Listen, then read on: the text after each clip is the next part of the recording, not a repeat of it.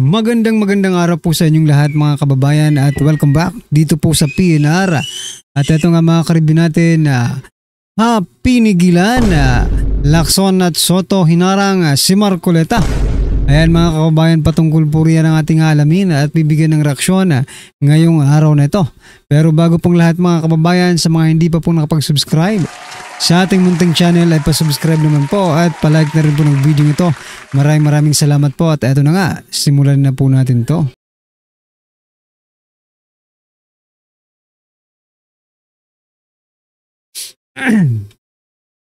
So yan mga kababayan, bago po natin muling i-play ang video ito, pasadahan po muna natin ang mga nagte-trending na mga balita dito po sa mundo ng social media at unahin na po natin to.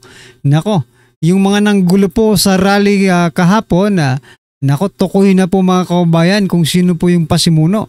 Eto, pakinggan po natin to at bigyan natin ng reaksyon. Eto na po.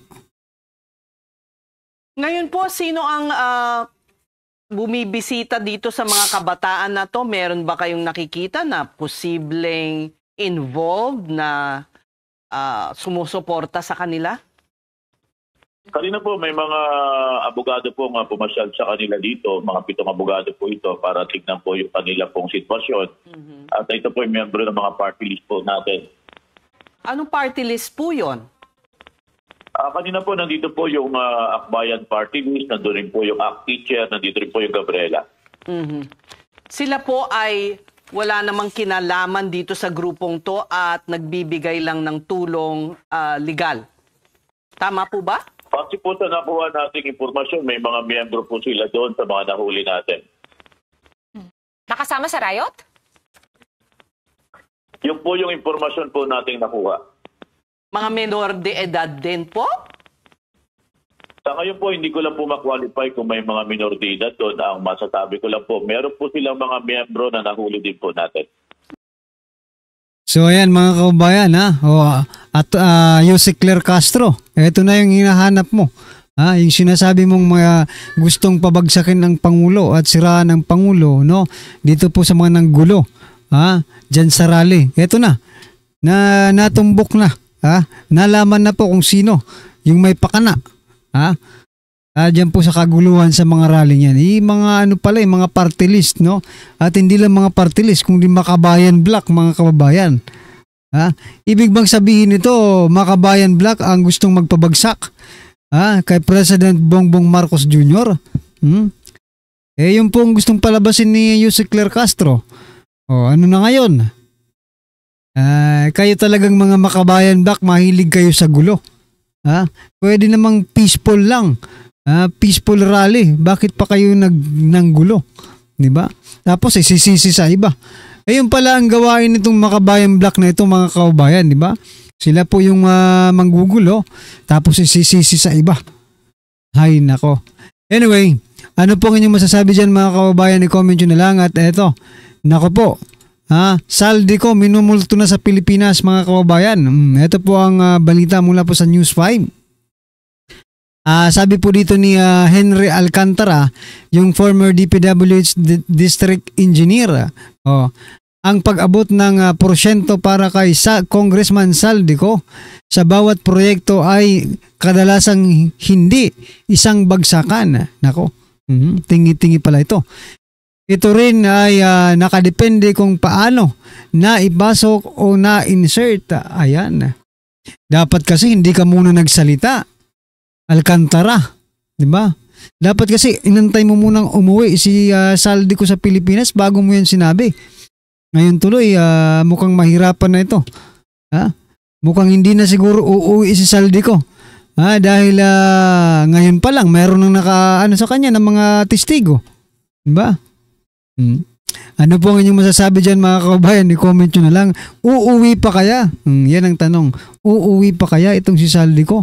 Matapos pinangalanan na naman siya. Ang daming sikat na sikat si Saldico, mga kababayan, no? Anyway, ano pong inyong masasabi dyan, mga karibin natin? I-comment nyo na lang. At eto, pasadahan na po natin ang video ito. Nako, actual footage, nagkagulo sa Senado. Matinding bakbakan ni Marcoleta versus Lacson Soto. Booking sa Senado. Ito po, pakinggan po natin ito, mga kababayan. Ito ang balita ngayon. Trending at pinag-uusapan ngayon sa mundo ng social media. Ang di umano'y balitang kapapasok lang na balita. Mainit na sagutan ngayong araw, September 23, 2025, sa ikinasang ikalimang pagdinig ng Senate Blue Ribbon Committee ng mataas na kapulungan ng Senado at nagkainitan sina Senator Ping Lacson at Senator Dante Marcoleta. Tila nagbanggaan si Senator Dante Marcoleta at Senator Ping Lacson sa Senate hearing matapos ipahayag sa isang panayam na maaring maging state witness si Bryce Hernandez na kasalukuyang iniimbestigahan kaugnay ng umano'y mga ghost project ng DPWH. Narito ang full video kung papaano hinarang ni Senator Ping Lacson ang mga katanungan ni Senator Dante Marcoleta at mainit na sagutan ng dalawang senador sa ikinasang Senate Blue Ribbon ng Senado. Narito't panoorin ang full video. Pero bago ang lahat, kung bago ka pa lamang sa aming channel, please huwag kalimutang mag-like, subscribe at i-click ang notification bell para mas maging updated ka pa lalo sa lahat pa ng bagong video na i-upload namin. At ito na nga mga kababayan. Are you ready? Mr. Chair, I wish I can make a few clarificatory questions before we start. But these are prejudicial questions, Mr. Chair. Later. Let's hear first from the principal witness this morning. No, but these are prejudicial questions, Okay, Mr. Chair. go ahead. Foremost to my mind, Mr. Chair, is the integrity, the impartiality, and the objectivity of the proceedings of this committee. Mr. Chair, you were interviewed on Billionario Channel by Miss Pinky Webb. Basahin ko po, sabi niya, Senator Ping, para sa inyo, sino ba ang sabihin natin worth it or dapat na ikonsidera na state witness na ipasok man lang dito sa Witness Protection Program? And you responded, at this point between Diskaya and Bryce Hernandez, Mr. Chair, question is, does the chairman has the prerogative or the right to make judgment? No. That's my perspective, no? That's my personal opinion outside of the hearing or outside of this hall. So don't question my opinion. That I am is my not questioning opinion. your opinion, Mr. Chair, but you are the Let's not chairman worry of this there. committee. Anyway, let's proceed with the You are not interested in the prejudicial question that I am going to raise, Mr. Chair? Go ahead, you raise your Kaya nga sinasabi ko sa inyo You're an questioning my investigator, opinion. we are investigating. Away kagad tayo rito. Mr. Chair, we are still in the Hearing is suspended. investigating. Will question the objectivity of this proceedings. If you will not allow me raise this point, maybe in the plenary this afternoon I will raise it.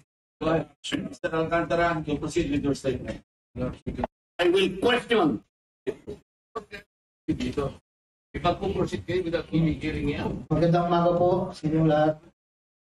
Tinatanggap ko po na ako po ay hindi nakasagot sa maraming tanong sa mga nakakaraang araw. Ang maproteksyonan ang institusyon na aking mahal sa loob ng 30 taon. Balit itong mga nakakaraw, mag-isip-isip, tumulong na lamang po sa investigation. Session is resumed. Mr. Alcantara, you proceed. Thanks, Mr. Chair. Mr. Alcantara, you proceed.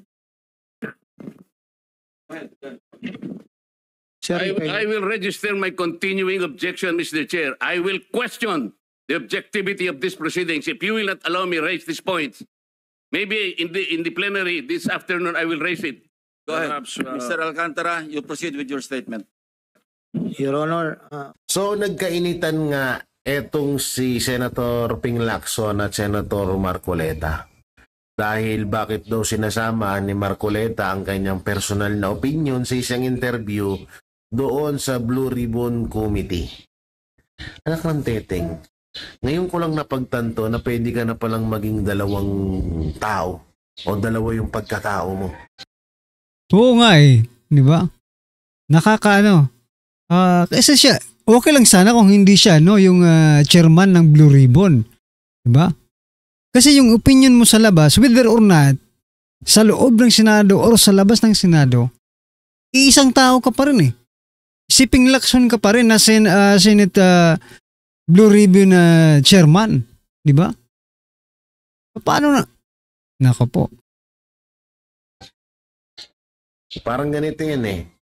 Sa Blue Ribbon Committee, siya si Ping Lacson. Sa ibang interview sa labas, na wala sa loob ng committee, siya si Kuratong Baliling. Pwede palang gawin yun. Sa bagay, ginawa na rin yan dati ni ginawa na rin yan dati ni Claire Castro. Nung nasupalpal siya dun sa kanyang live, sa kanyang sariling vlog, Correct. Katuwiran niya, personal niya daw yun, at iba daw yung sa Malacanang. So, di ba? So, nakakagago lang. Kung gaano kahirap lutasin ng bahasa Pilipinas, gano'n namang kahirap intindihin ang utak ng mga politiko. Ang galing. Alam nyo, talagang nahihiwagaan na ako dito sa dalawang yan, ha? Nahihiwagaan na ako sa inyo, Soto tsaka Lacson, sa totoo lang. Okay lang po bang makapagbigay ako ng opening statement ko po? Proceed. Ano bang gagawin natin dito? Magandang umaga po sa inyong lahat. Tinatanggap ko po na ako po ay hindi nakasagot sa maraming tanong mga nakakaraang huling araw upang maproteksyonan ang institusyon na aking minahal sa loob ng 30 taon. Subalit nitong mga nakang araw, ako po ay nakapag-isip-isip na tumulong na lamang po sa investigasyon na to para po sa bayan. Narito po ako sa harapan nyo ngayon upang tumulong ng buong puso abot ng aking makakaya upang makapagbigay linaw sa katanungan sa investigasyong ito. Naintindihan ko po na hindi lang mainit ang isyong aking kinakaharap. Nakasol ko yan. Mararamin po ang galit sa aming mga kasama sa DPWH Totoo. dahil sa mga nabanggit na mga sinasabing katiwala sa aming ahensya. Hindi ko na po titingnan to. Ito po'y galing sa puso ko. Nangangamba po kasi ako sa seguridad ng pamilya ko. Ito pong aking salaysay ay marami pong mga tao na mababanggit at ako po ay humingi ng tawad sa mga tao na to, pero kailangan ko pong sabihin yung katotohanan. Hihiling ko lang po sa ating buting chairman at sa ating Secretary Justice po na maproteksahan po yung pamilya ko. Medyo napakabigat po ng mga babanggitin ko rito. At ito po ay malalaman po natin ngayong umaga. At ako po ay in good faith sa lahat po ng mga senador nandito, sa ating sekretary at sa mga nandito po lahat. Simulan ko na po ang aking inandang salaysay, Your Honor.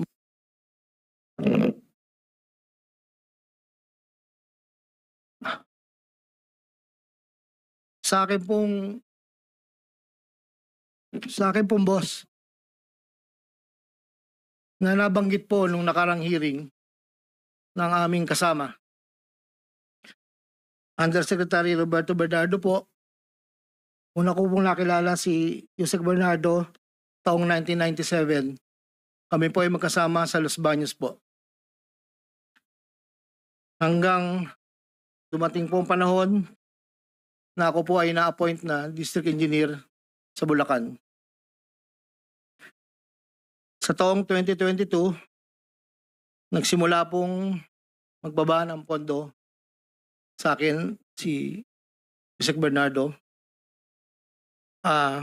Nandito po ang detalye kung ilan po at magkano. Ito po, ang unang taon po, 2022 ay 350 million po.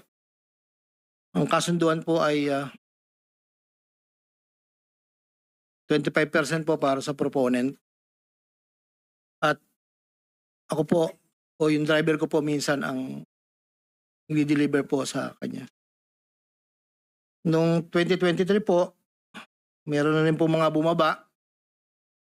Dito po, naka-specify po lahat kung ang titulo, ang title po ng project, amount, at kabuang binaba po. Ang aking boss. Ang iba pong sistema, sa simula po ay nagpapabigay po ng pauna lang pong 10%. Pag po lumabas na po sa pag-NEP po, tapos po ang kabuuan po ay maglabas po ng GAA. Pag po sa GAA ay lumabas na wala po sa NEP, ibig sabihin po nun, maaari pong, hindi ko lang po alam procedure, maaari pong sa BICAM po yun pumasok. Andito po lahat po ang detalye sa aking yung pang salaysay. At meron pa pong mga UA po, ang program allocations po yata yon na naibabaran po sa akin noong 2024. At hindi naman po lahat yon ay sari-sari pong project po yata yon. 2.85 billion po. Grabe, 2.85 billion. 2024 na UA, bukod po yung meron pong BICAM and NEP. Nandito po lahat po ang detalye. Ito lang po kasi yung record na nakuha ko po sa sariling file ko po. At yun po ay meron pong portion doon na merong 30%, meron pong 25%. Depende po sa proyekto. Ang huli po ay itong 2025. Meron halagang 2.55 billion po. 1.65 sa NEP at 900 million sa GAA. At ganoon din po ang sinabi niya sa akin sa proponent po. Doon po sa sinasabi na meron daw pong ang ating Senator Jinggoy Estrada, di umano'y meron pong sa listahan na pinakita po noong nakarang hearing. Yun po, ako po ang nagpasa ng listing po kay Yusek Bernardo. At ang sabi niya po ay meron ka pa bang kailangan na worth 355, yun na daw po yung natitira. So ako po ay nagpasa ng listahan sa kanya. Ang pagkakabanggit lang po sa akin ay meron pang extra si SJE. So nung lumabas po yun, sa kanya ko rin po binigay, pero wala po akong direct na komunikasyon kay Senator Estrada at wala rin po akong, hindi po ako ang nagdadala, wala po kaming, hindi ko po nakakarap Senator Jinggoy po. Si Yusek Bernardo lang po ang kausap ko. Doon naman po sa nasabi, nakarang hearing po about the 600 million kay Senator Joel po. Ang totoo po noon, yun po ay multipurpose building. Ang request niya po talaga. Dahil hindi naman po na ma-accommodate nung nire-report ko po sa kay Yusek na hindi po ma-accommodate yung request. Nagkaroon po ng idea, kaming dalawa po ni Yusek Bernardo na tapatan na lang kung sa kwentahan lang po na ang proponent ganito, parang daw po mapagbigyan. So, nagpasa po ako ng listahan without the knowledge of Senator Joel. So, lumabas po yung pondo, I think, UA po. So, hindi po alam ni Sen na yun po ang pinalit namin sa multipurpose building. Wala pong alam si Senator Joel. So, yung bilanggit po na mayroon pong 25%. Ako po at si Yusek Bernardo ang nag-usap na gano'n na lang ang gawin para daw po matapatan man lang yung 1.5 billion na request po. Inayos ko po lahat yun at dinala ko po sa tauhan lang po ni Senator Joel somewhere in Bukawi po. Ang sabi ko po sa kanya, baka pwede pakibigay mo lang to kay boss. Tulong ko to. Kung ano man ang future na plano niya, yun po ay tulong ko. Pero hindi niya po alam na doon ko po kinuha sa flood control po. Ang pangapat po, taong 2021, nakilala ko po, Congressman Saldico. Sa pamamagitan din po ng numero po, binigay lang po sa akin ni Yusek Bernardo. Hindi ko lang po nilagay. Kasi po hindi naman po kasama siya nung kami nagkita sa Shangri-La, BGC. That was 2021 po. Ang unang usapan po namin ay susubukan pong makapagbaba ng pondo kung pwede po sa distrito ko. Taong 2022 po, unang bumaba po ay nagkakahalaga ng, tanda ko po, nandito po sa record ay 519 po ang pagkakatanda ko po.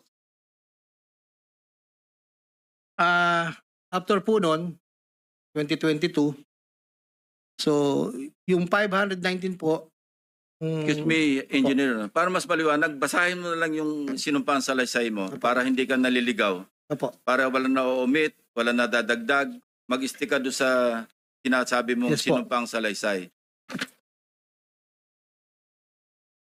Ito po. Simula mo na lang doon Saldi sa simula. Oh. Basahin mo na lang ng dahan-dahan. Noong Agosto o Setyembre 2021, nagkakilala kami ni Congressman Saldico. Hindi, simula mo sa simula mo na yung sa simula nung gist ng yung salaysay. Yes Wag po. na yung So yan mga kababayan, Saldico. Nabanggit na naman. Ano po ang inyong masasabi dyan mga kababayan? I-comment nyo na lang po. Ayan, maraming salamat po. At don't forget to like the video. Maraming salamat po.